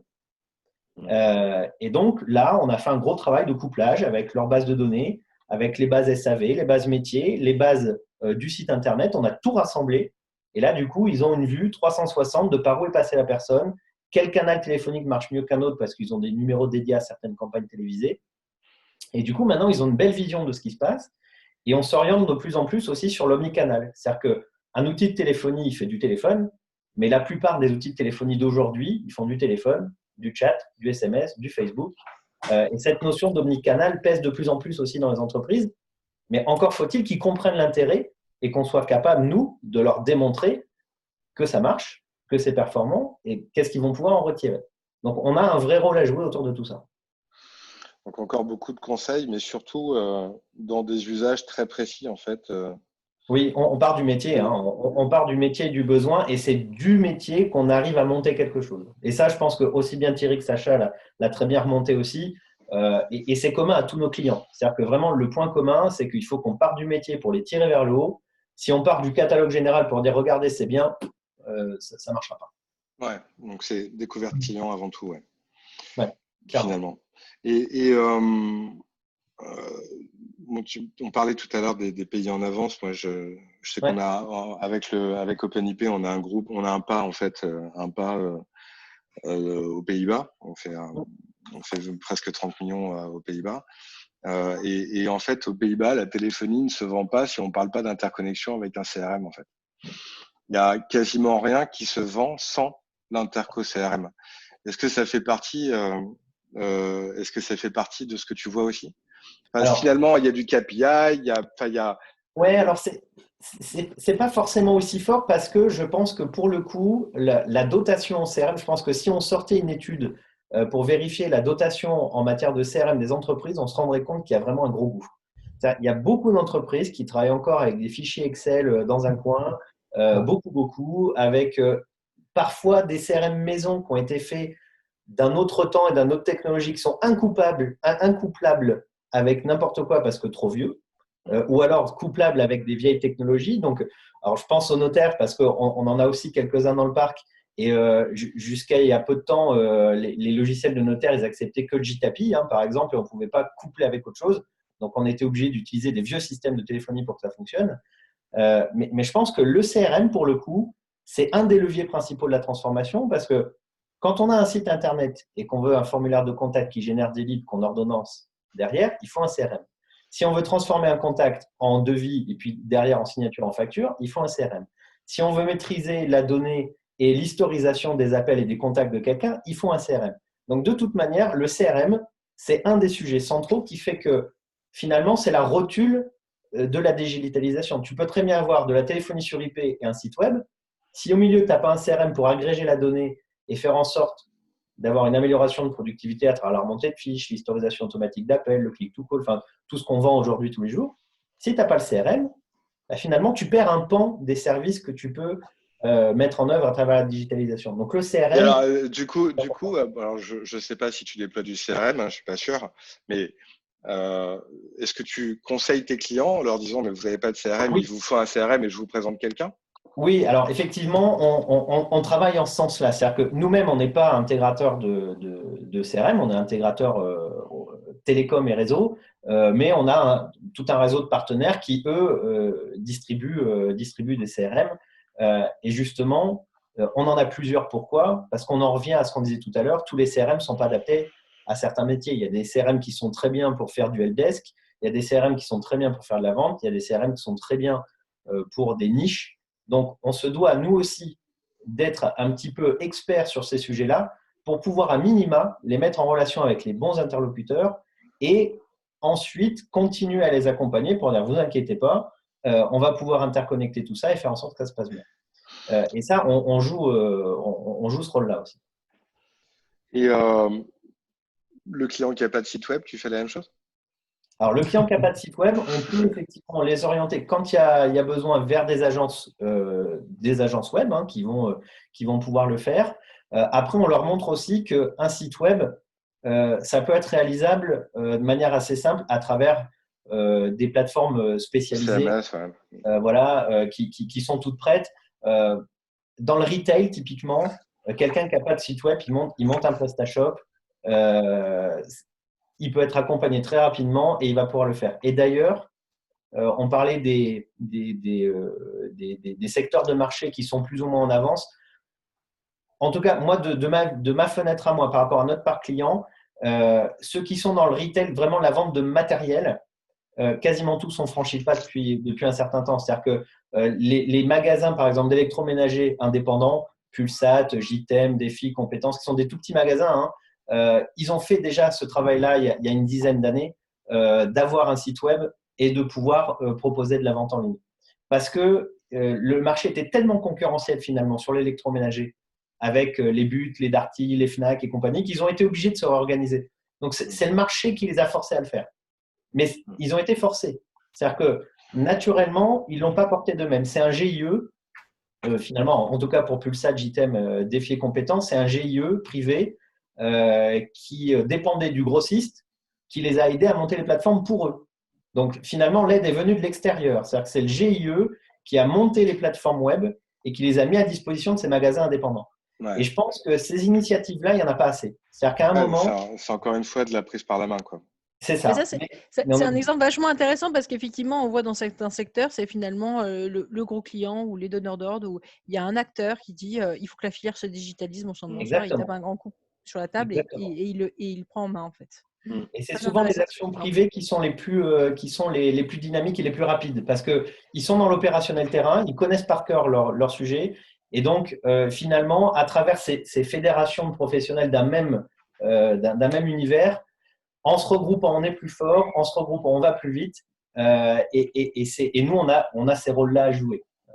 C'est intéressant parce qu'en termes de politique publique sur ce sujet-là, il y a une véritable dynamique européenne. C'est pas pour rien qu'on a un commissaire européen qui s'appelle Thierry Breton et il a édité en février dernier une politique publique sur en fait le partage de données par filière. Ça donnera peut-être aussi, alors après c'est des gros trucs, les politiques publiques européennes, mais ça peut donner sur le terrain ces initiatives où finalement il va y avoir un système d'attraction un peu qui va aimanter les entreprises vers finalement le système de leur filière, quoi. Tout à fait. Et ça, on ne peut qu'encourager ces initiatives parce que clairement, elles sont salvatrices pour beaucoup de secteurs des entreprises. Et on a la chance en France d'avoir beaucoup d'acteurs, on le voit à travers le CDRT là ce soir, on a beaucoup d'acteurs compétents pour le faire. Il n'y a pas que les gros, parce que souvent, nous, ce qu'on entend de nos clients, c'est qu'ils nous disent « Ah ouais, mais attendez, Orange, ils me parlent que de leur catalogue, ils ne comprennent pas mon métier. » Ils veulent me vendre un truc sur 5 ans, c'est pas ce que je cherche. Et là où l'ADN qu'on a en tant qu'intégrateur indépendant, c'est justement d'avoir cette approche métier et de partir de l'opération pour aller vers un produit et pas l'inverse. Et ça, je pense que c'est vraiment ce qui fait la différence aujourd'hui. Merci Damien. Je t'en prie. Juste pour revenir donc sur les raisons de ce retard numérique. Donc, on nous a parlé de complexité du sujet, de manque de compétences internes, de manque de moyens financiers, de manque de temps, de résistance au changement du patron ou des collaborateurs, du manque de formation. Et puis, depuis tout à l'heure, on a aussi parlé du manque d'accompagnement, du manque de proximité, de prise par la main en fait du dirigeant. Peut-être d'exemplarité aussi avec d'autres personnes de sa profession. Enfin, comment vous voyez ça, vous, Sacha, Damien, Thierry, de manière plus locale en fait finalement, parce que bon, on adresse tous alors pas tous de la même manière, mais on adresse tous des clients de manière relativement locale. On n'est pas des boîtes nationales, hormis Septéo peut-être évidemment, mais l'intégrateur de proximité. Donc, qu'on représente finalement avec les CDRT, il a son tissu local finalement. Localement, comment vous pensez que les choses peuvent s'accélérer ? Comment on fait pour créer plus de confiance, plus de prise par la main ? Il y a peut-être des choses qu'on ne fait pas aujourd'hui, ou en tout cas pas assez. Je pense que, notamment à travers les chambres de commerce, il y a des choses à faire. Les chambres de commerce sont quand même un vecteur de communication important des entreprises et qui est bien vu. C'est-à-dire que quand on demande à une entreprise qu'elle prend dans la chambre de commerce, généralement, les rapports sont plutôt bienveillants. Et je pense qu'on devrait, alors moi, c'est ce que je fais à petite échelle à travers des collectivités locales, hein, mais à travers les clubs d'entreprise, à travers la chambre de commerce et à travers des mairies, on fait des réunions publiques à destination des PME pour leur expliquer tous ces enjeux et pour faire parler justement des gens qui ont été dans leur cas avant et qui peuvent parler de ce qui a marché, ce qui n'a pas bien marché, de comment ils auraient mieux vécu la chose, etc. Et je pense que ce type d'initiative, malheureusement, reste beaucoup trop faible et pas assez relayé. Donc, il y a peut-être quelque chose à travailler, notamment avec les chambres de commerce, qui ont quand même un certain poids dans l'écoute des entreprises et des TPE-PME. Thierry, de ton côté, t'en penses quoi? Moi, je pense qu'il y a un élément important qui a été abordé par Maxence tout à l'heure. C'est quand même l'évolution sociétale également qui est en train de se passer, qui risque de métamorphoser nos approches avec nos métiers et dans l'organisation. Et je ne serais pas surpris qu'il y ait, poussé par l'arrivée de générations des 25-30 ans qui, eux, n'ont pas à se poser la question est-ce que je dois travailler en mode traditionnel ou numérique, puisqu'ils ont connu, à l'instar de tes enfants, qui connaîtront que l'ère numérique, il n'y a pas de souci là-dessus. C'est eux qui vont insuffler le mouvement. C'est eux qui vont insuffler le mouvement.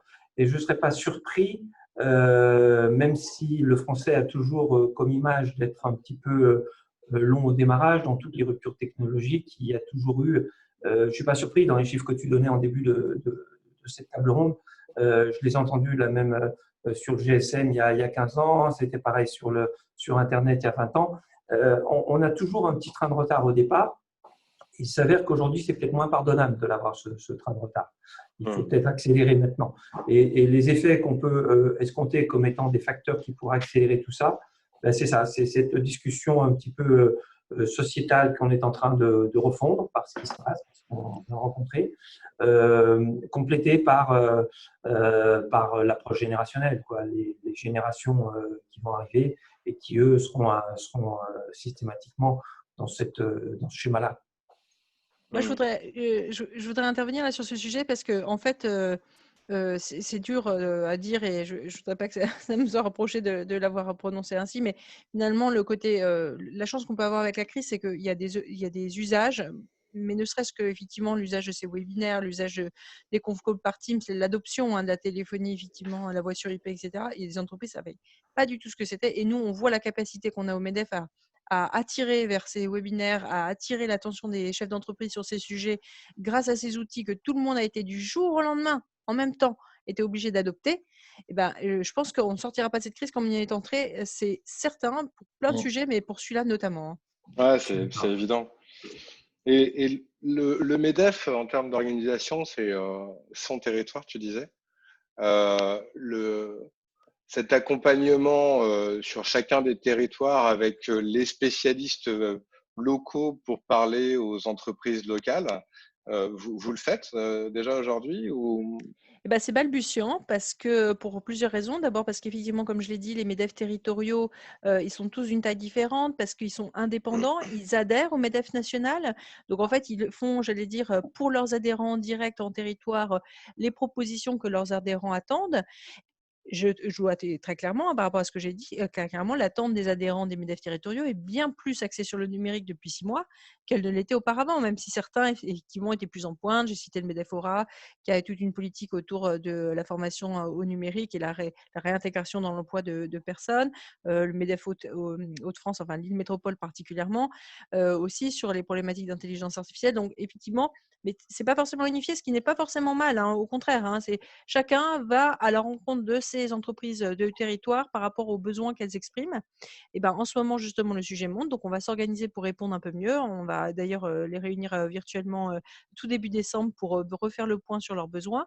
Et j'allais dire, c'était peut-être pas forcément dans l'ADN des MEDEF territoriaux parce que finalement, ils ont des missions locales très fortes autour de mandats, de représentation dans des organismes paritaires. Et cette mission en fait, d'évangélisation des dirigeants sur les enjeux numériques, j'allais dire que c'était pas la danseuse, mais tu vois, ça venait souvent un peu en top du reste et finalement, tout le reste passait toujours en premier lieu. Et là, bah, on a gagné un cran dans l'ordre des priorités et je ne vais pas louper l'occasion d'en profiter. Mmh. Après nos professions, hein, on est vraiment une profession de terrain et très localisée finalement. On l'a dit aussi durant toute cette table ronde, la confiance, le chef d'entreprise a besoin d'avoir confiance dans le numérique, mais aussi dans la manière dont il va rentrer dans le numérique. Il a besoin de confiance, il a besoin d'accompagnement, il a besoin de proximité dans la durée. Enfin, le numérique, c'est pas un truc que tu achètes, c'est un projet et qui va se déployer en plusieurs phases. Donc, je pense que notre profession a un vrai intérêt à accélérer l'accompagnement de sa base client, parce qu'on a tous déjà des clients et c'est ces clients-là qui ont aussi besoin d'être accompagnés. Il n'y a pas que les nouvelles ventes, il y a aussi comment on babysit nos clients et on les fidélise par cet accompagnement. Et puis, comme on l'a dit, hein, et on le sait tous, le Covid va avoir un énorme effet accélérateur. On l'espère, non, je dirais même pas on l'espère, je pense qu'on le ressent tous. Enfin, on vit pas le même deuxième confinement, hein. On vit pas le même confinement que le premier, donc on voit bien que les clients libèrent les budgets ou en tous les cas s'intéressent un peu plus à nos sujets. Il y a tous Maxence, ceux qui pensaient passer à côté, qui du coup ont pris plein fouet la deuxième vague et qui du coup franchissent le pas. C'est-à-dire, ils pensaient passer à travers et se dire j'ai encore le temps. Alors nous, c'est ce qu'on voit. Hein. Et au final, non, ils dégagent effectivement le chantier immédiatement parce que ça devient structurant et impératif pour la vie de l'entreprise. Et puis leurs concurrents l'ont fait en plus. Tout à Enfin, fait. je veux dire, voilà, ceux qui restent, c'est un peu bon, bah. C'est ça, il n'y a plus de choix. j'ai envie de poser une question à Maxence qui nous regarde, nous, CDRT, avec du coup un peu plus de hauteur. Non, mais pas une hauteur lointaine. Hein. Non, non, mais tu vois beaucoup de monde et beaucoup de choses par ton rôle et à l'échelle nationale et régionale et tu vois plein de secteurs, plein de métiers. Enfin bon. Donc là, on n'a pas trop parlé réseau et télécom volontairement hein, parce qu'on voulait pas non plus t'embêter. Mais donc nous, on est historiquement ces spécialistes des réseaux et des télécoms, ceux qui font le câblage, la tuyauterie, les switches, les routeurs, l'internet, la sécu, la téléphonie, et puis maintenant le passage au cloud et un peu plus. À ton avis, à cette échelle nationale et avec ce retard numérique de la France dans la transformation digitale qu'il faut qu'on rattrape, quel est le rôle de notre profession en fait? Comment tu vois notre profession, ces 4-5 000 intégrateurs de services numériques, on les appelle maintenant, hein, et on s'appelle tous d'ailleurs progressivement un peu comme ça. Comment tu nous vois et comment tu penses qu'on doit agir pour accélérer ou accompagner la France dans cet effort de guerre? Écoute, c'est quand même une question difficile que tu me poses. Je pense qu'effectivement, le fait que vous vous manifestiez sous une même marque et sous un même emblème, c'est extrêmement important. Moi, j'avais connaissance de vos métiers parce qu'effectivement, j'ai toujours été de près ou de loin dans l'environnement numérique.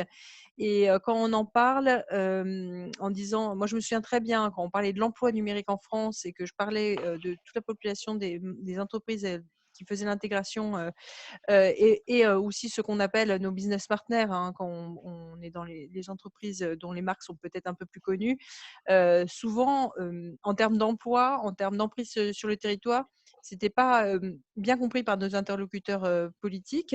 Et donc, je pense que c'est super important, effectivement, de faire connaître votre profession par la manière dont vous êtes organisé, en disant on est une force vive dans la digitalisation et le caractère surtout, je trouve, ça c'est super important et vous l'avez tous dit d'une manière ou d'une autre, de confiance et d'indépendance. C'est-à-dire que finalement, la capacité que vous avez à promouvoir des produits, des solutions, à vous mettre dans les baskets de votre client, sans privilégier une marque par rapport à une autre en disant bah voilà, vous avez tel métier, vous avez tel besoin, voilà qui est ce dont, enfin je veux dire la stratégie que je vous propose. Ça, je pense que ça c'est vraiment un critère hyper important. Nous très souvent, je le vois avec mon président de commission hein, qui fait plus ou moins aussi ce métier d'accompagnement. La question de la confiance et de l'appariement, il est important. Donc, je ne sais pas, continuer en fait. Hein. Je trouve que ce que vous faites, c'est super bien. C'est très gentil d'ailleurs de m'avoir invité, je le redis, parce que moi, ça me permet de reprendre contact et de comprendre aussi votre rôle. Et du coup, ça me donne envie aussi de vous inviter. Hein. Je pense que, Laurent, si tu veux bien, je te renverrai l'ascenseur ou plutôt je te demanderai de bosser à ton tour pour moi, gentiment. C'est peut-être intervenir auprès, voilà, avec nous dans un webinaire, peut-être auprès des territoires pour rappeler le rôle effectivement des intégrateurs et qu'est-ce que vous proposez aujourd'hui aux entreprises localement. Ça, je pense que c'est quelque chose Après, on le voit bien quand même. Hein, la difficulté, c'est que le numérique, c'est un champ d'opportunités qui demande des compétences, de l'expertise, et on ne peut pas avoir n'importe quelle entreprise qu'on a autour de la table, n'importe quelle grosse entreprise d'ailleurs aussi, ne peut pas nécessairement avoir tout le champ des possibles dans son catalogue. Donc, c'est vrai que les partenariats locaux pour être capables de construire une réponse complète est vachement importante. C'est pour ça que je parlais tout à l'heure du CRM ou du mec qui fait les sites web, etc., ou l'agence de com. Hein. C'est vrai que c'est un complément de compétences dans une relation de confiance locale et de proximité qui est intéressante aussi à développer à mon avis. Bon, bah écoutez, ça fait un bon moment qu'on parle. Merci à tous pour votre participation. Je ne sais pas s'il y a quelques questions, quelques commentaires. Ils sont bienvenus, évidemment. Sans langue de bois, on a l'habitude. Je pourrais ajouter quelque chose? Non, pas toi, Philippe. Non, je rigole. Vas-y, oui, bien sûr. Non, excusez-moi. Ouais. Non, juste, d'abord, merci à tous hein, pour cette magnifique conférence. Je n'ai pas tout suivi parce que j'ai dû m'absenter un moment, mais ça avait l'air passionnant. Je réécouterai ça avec beaucoup d'intérêt. Justement, je voulais préciser à nos adhérents que le prochain webinaire aurait très certainement lieu le 17 décembre sur un sujet qui va vraiment tous vous intéresser, c'est l'évolution du go-to-market des éditeurs de communication de collaboration unifiée. Ne va-t-on pas vers une nouvelle organisation complète du réseau, du channel? On voit arriver Ring Central, on voit aussi Microsoft, Google qui s'intéresse à nos marchés. Donc, le go-to-market risque de changer. Donc, on va s'organiser pour faire un webinaire intéressant sur le sujet avant de faire quelque chose de plus consistant, présentiel, quand on aura le vaccin. Voilà. On a aussi notre webinaire du 1er décembre avec Cavell Group, hein, donc webinaire présenté par ce cabinet d'analyse européen spécialisé dans les communications unifiées qui va nous donner un regard de 5-6 experts quand même et aussi un rapport d'analyse qui a été fait auprès de je ne sais plus combien de milliers d'entreprises. Donc, je vous invite aussi à participer à celui du 1er décembre qui devrait être très intéressant. Bon, écoutez, merci à tous pour votre écoute, votre patience, votre participation. Ça a pris un petit peu de temps. Merci aussi à Sacha, Damien, Thierry et Maxence pour leur témoignage, pour leur partage et puis pour l'ouverture de toute la manière dont on se dit les choses de manière très ouverte. Je pense que ça fait du bien à tout le monde et ça nous fait tous avancer. Bravo à tous, bonne soirée. Merci. Merci beaucoup. Merci. Au revoir. Merci Maxence, merci Thierry. Merci à tous, merci. Merci Sacha. Ciao. Salut Damien, au revoir. Salut, à bientôt. Au revoir, au revoir. Merci, au revoir. Merci, au revoir. Au revoir.